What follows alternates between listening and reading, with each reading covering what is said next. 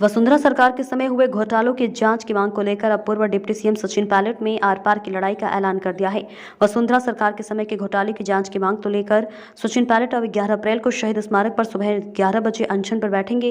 इसकी घोषणा खुद सचिन पायलट ने रविवार को प्रेस कॉन्फ्रेंस में की है। पूर्व डिप्टी सीएम सचिन पायलट ने मीडिया से बातचीत करते हुए कहा कि साल 2013 में हम सत्ता में थे और उसके बाद हमारी सरकार चली गई थी और बीजेपी की मजबूत सरकार बनी थी। उस वक्त पार्टी आलाकमान ने मुझे प्रदेश कांग्रेस का अध्यक्ष बनाया और हमने पूरे 5 साल कड़ी मेहनत की थी। वसुंधरा सरकार के घोटाले का जनता के सामने रखा था। तब हमने जनता से वादा किया था कि अगर हम सत्ता में आए तो वसुंधरा सरकार के घोटालों की जांच करा पाएंगे।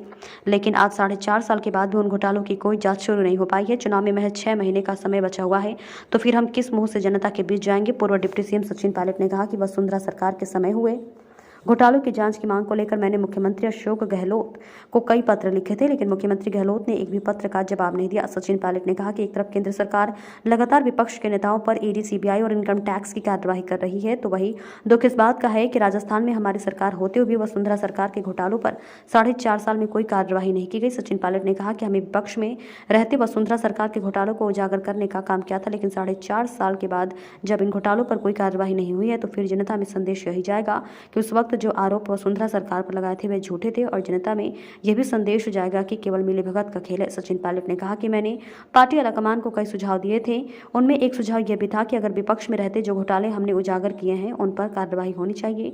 इधर पूर्व डिप्टी सीएम सचिन पायलट ने अपनी प्रेस कॉन्फ्रेंस के दौरान अशोक गहलोत की और वसुंधरा सरकार पर लगाए गए आरोपों के वीडियो भी दिखाए, जिसमें अशोक गहलोत, खान बजरी और कालीन घोटाला जैसे वीडियो भी दिखाए, जिसमें मुख्यमंत्री अशोक गहलोत वसुंधरा सरकार पर सवाल खड़े कर दिए हैं।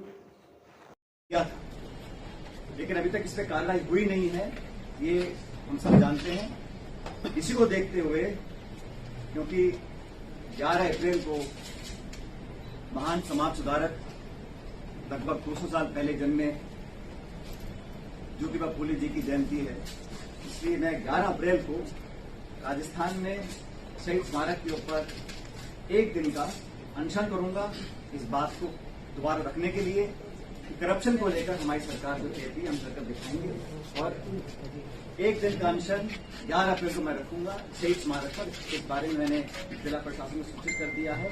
अनशन करप्शन के खिलाफ कार्रवाई करने को रखा जाएगा।